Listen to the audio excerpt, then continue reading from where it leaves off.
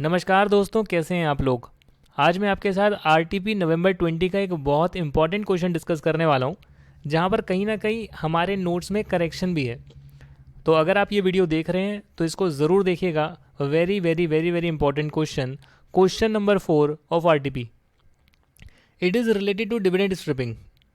अगर आपको याद होगा कि हमने इनकम टैक्स एक्ट में इनकम फ्रॉम अदर सोर्सेज में डिविडेंड स्ट्रिपिंग का कॉन्सेप्ट करा था, यानी कि जहाँ पर कोई इंसान सिक्योरिटीज या यूनिट्स को रिकॉर्ड डेट से 3 महीने पहले बाय करता है, वहाँ पर कुछ ऐसा होता है कि जिस दिन डिविडेंड डिक्लेयर होने वाला होता है, जिस डेट के बेसिस पर डिक्लेयर होगा, जिसके पास शेयर्स होंगे उसको मिलेगा, जिसे हम रिकॉर्ड डेट बोलते हैं। अगर उससे 3 महीने के विदिन किसी ने शेयर्स को बाय करा, सिक्योरिटीज़ को बाय किया, यूनिट्स को बाय करा और उसके 9 महीने में बेच दिया, ये मैंने आपको पढ़ाया था, तो उस केस में जो शॉर्ट टर्म कैपिटल लॉस आएगा, बेचकर शॉर्ट टर्म कैपिटल लॉस आएगा, वो उतने से एडजस्ट नहीं हो सकता जितना उस पर डिविडेंड मिला है। यानी कि आपने खरीदा सिर्फ डिविडेंड कमाने के लिए और फिर सस्ते में बेच दिया और शॉर्ट टर्म लॉस को कहीं और से एडजस्ट कर लेंगे। तो ये बोला गया है कि जो डिविडेंड एग्जेम्प्ट है, जहाँ तक डिविडेंड होगा उन शेयर्स पे जो आपने ऐसा करा कि 3 महीने के विदिन खरीदा, रिकॉर्ड डेट के 9 महीने के विदिन बेचा, उसे आप शॉर्ट टर्म कैपिटल लॉस से पहले एडजस्ट करेंगे और बच जाएगा शॉर्ट टर्म कैपिटल लॉस, तो फिर वो कहीं और एडजस्ट हो सकता है, आगे कैरी फॉरवर्ड हो सकता है। तो यहाँ जो 9 महीने का टाइम पीरियड है वो सिर्फ यूनिट्स के लिए बताया गया है। सिक्योरिटीज़ के लिए जो टाइम पीरियड है वो 3 महीने का है। ये क्वेरी एक स्टूडेंट ने मुझसे रेज करी क्योंकि आरटीपी में कुछ यही क्वेश्चन आ गया था, और जब आप 9 महीने का टाइम पीरियड निकाल रहे थे आंसर कुछ और आ रहा है, जबकि एक्चुअली में सिक्योरिटीज़ के लिए टाइम पीरियड 3 महीने का ही है और यूनिट्स के लिए टाइम पीरियड 9 महीने का है। हो सकता है कि आपके क्वेश्चन पेपर में यूनिट्स के लिए आ जाए, तो आपको दोनों चीज़ें पता होनी चाहिए। तो ये छोटी सी करेक्शन मैंने ई बुक में भी कर दी है और वीडियो में भी कर दी है।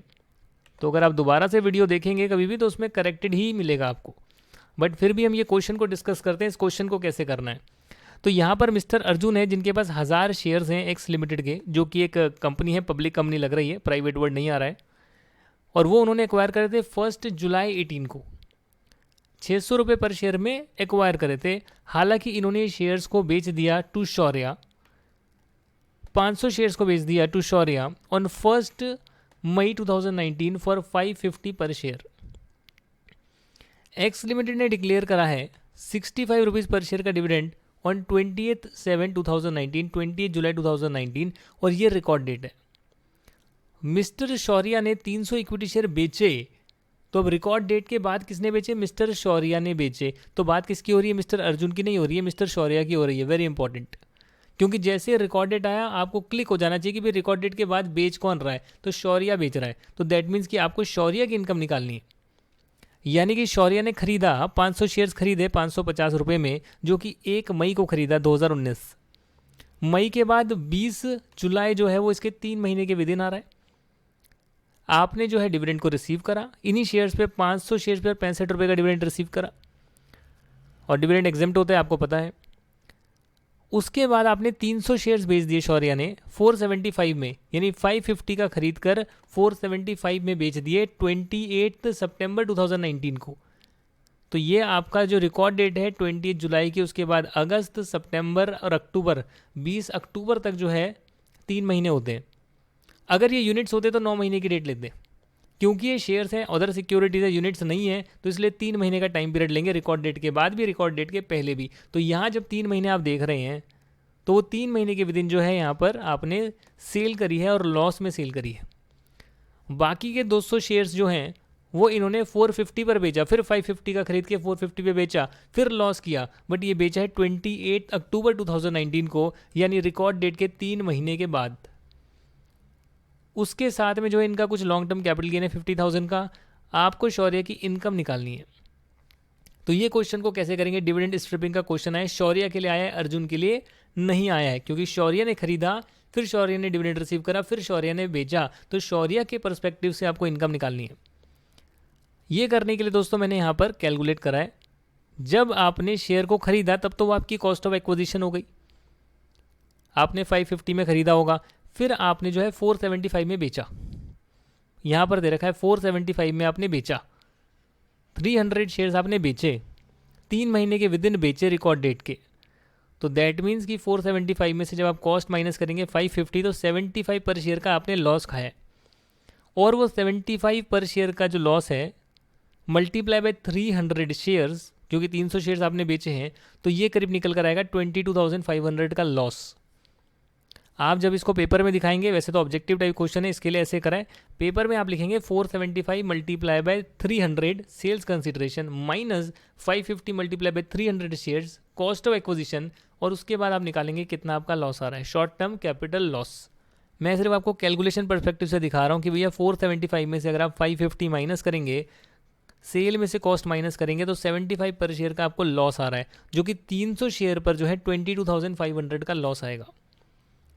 ये कहते हैं कि अगर आपने डिविडेंड को रिसीव करने से पहले ही शेयर्स लिए 3 महीने के विदिन, डिविडेंड रिसीव करा और फिर आपने तुरंत 3 महीने में बेच दिया, तो जो लॉस आएगा वो इन शेयर्स पर जो डिविडेंड मिला है, यानी कि जो डिविडेंड यहाँ पर डिक्लेयर हुआ है 65 रुपये का, 65 रुपीज़ का, तो इन शेयर्स पर जो डिविडेंड मिला है 65 मल्टीप्लाई बाय 300 शेयर्स, यही वाले शेयर्स पे उतने तक का लॉस आगे कैरी नहीं होगा, क्योंकि कहीं ना कहीं आपने जो डिविडेंड कमाने के लिए खरीदा और फिर जल्दी से बेच दिया, तो डिविडेंड जो रिसीव हुआ जो कि एग्जेम्प्ट ही है, वहाँ तक का लॉस आपका कैरी आगे नहीं होगा, एडजस्ट भी नहीं होगा। तो यानी कि बैलेंस जो 3,000 है वो आगे किसी के साथ एडजस्ट हो सकता है। उसके बाद आपने बाकी के 200 शेयर्स बेचे, बट वो जो बेचे वो 28 अक्टूबर को बेचे, यानी कि 28 जुलाई जब रिकॉर्ड डेट है उसके 3 महीने के बाद बेचे, 28 अक्टूबर के बाद बेचे, तो यहाँ पर कॉन्सेप्ट नहीं लगेगा। और जो भी आपका शॉर्ट टर्म कैपिटल लॉस आया है 20,000 का, यहाँ आपने जो है 450 में बेचा है, खरीदा था 550 में, 100 रुपये पर शेयर का लॉस आ रहा है, तो मल्टीप्लाई करा 100 रुपये पर शेयर के लॉस से, आपका 20,000 का लॉस आ गया। Short term capital loss long term से एडजस्ट हो सकता है, but long term short term से एडजस्ट नहीं हो सकता। Long term loss short term gain से एडजस्ट नहीं हो सकता। आपके पास लॉन्ग टर्म कैपिटल गेन 50,000 का है, उससे शॉर्ट टर्म एडजस्ट हो सकता है, तो आपने 20,000 एडजस्ट करा, और जो आपका शॉर्ट टर्म कैपिटल लॉस आया था डिविडेंड स्ट्रिपिंग के थ्रू, तो वो डिविडेंड एडजस्ट करने के बाद जितना एडजस्ट हो सकता है वो आपने और एडजस्ट करा, तो ऐसे आपका 27,000 का अमाउंट निकल कर आ गया, यानी ऑप्शन नंबर बी। अगर स्टूडेंट ये पॉइंट रेज नहीं करता, तो नेक्स्ट जो मेरे लेक्चर्स आते हैं जिसमें पूरा मॉड्यूल रिवाइज होता, उसमें ये करेक्शन होती, जो कि यहाँ पर छूट गई थी कि भैया सिक्योरिटीज़ के लिए 3 महीना, यूनिट्स के लिए 9 महीना है, हमने सिर्फ 9 महीना ले लिया था, 9 मंथ्स, राइट। टू सिंप्लीफाई, वैसे ये कॉन्सेप्ट सी फाइनल में आता है, इंटरमीडिएट में दे रखा है, इसलिए मैंने इसको हल्के में ले लिया। अब आरटीपी में आ गया, क्वेरी आ गई, तो मैं इसलिए इसको और इंपॉर्टेंस दे रहा हूँ कि हो सकता है कि यूनिट्स पर आ जाए तो फिर उसमें 9 महीने का टाइम पीरियड होगा, और अगर शेयर्स पर ही आया, सिक्योरिटीज़ पर आया, अदर सिक्योरिटीज़ पर 3 महीने का होगा। तो एक क्लैरिफिकेशन जो है इस क्वेश्चन के माध्यम से हमने कर ली है। नोट्स भी आप अमेंड कर सकते हैं, अगर कि कई लोगों ने पुराने वीडियोस देखें तो वो नोट्स को अमेंड कर सकते हैं। और ये क्वेश्चन का क्वेश्चन हो गया, कॉन्सेप्ट का कॉन्सेप्ट हो गया, और अमेंडमेंट की अमेंडमेंट, एक तरह से हमारे नोट्स की अमेंडमेंट हो गई, एक्ट की अमेंडमेंट नहीं है, नोट्स की अमेंडमेंट है। तो ये ओवर सिंप्लीफिकेशन हो गई चीज़ें, बट कोई बात नहीं, thanks to this question and thanks to the student who has brought this to my notice.